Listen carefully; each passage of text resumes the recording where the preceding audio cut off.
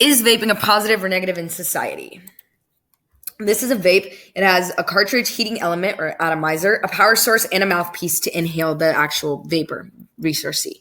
More research is actually needed to conclude whether vaping is a positive or negative, and this is seen in every single source that I've gone through. This is a cigarette.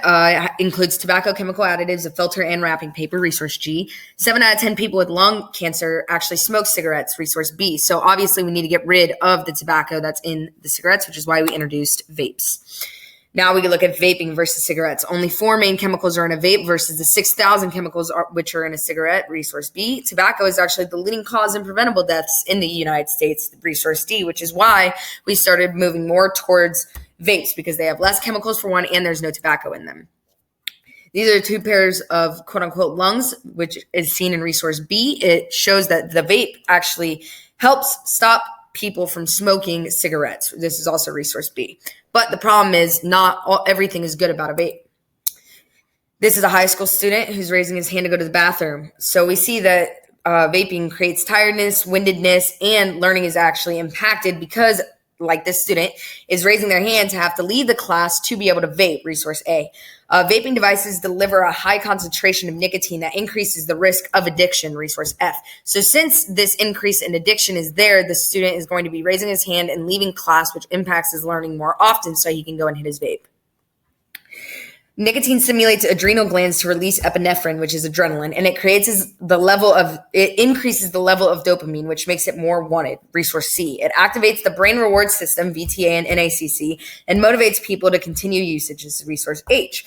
Not only this, but 68.9% of people said vaping was intriguing due to the many flavors. Resource E. So not only is it awesome because of the fact that you're addicted to the nicotine chemical itself, but it's also a leading thing in kids because of the different flavors. This is a pair of lungs. There is a significant correlation between vaping and drug usage, including THC and alcohol. This is resource F and D. And many vape-associated lung injuries are due to people using THC as well as nicotine, not just nicotine, which is resource F.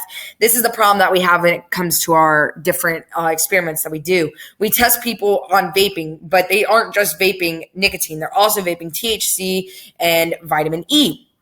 Now, this is a problem because vitamin E is seen in patients with lung injuries, in a lot of patients with lung injuries. Resource F.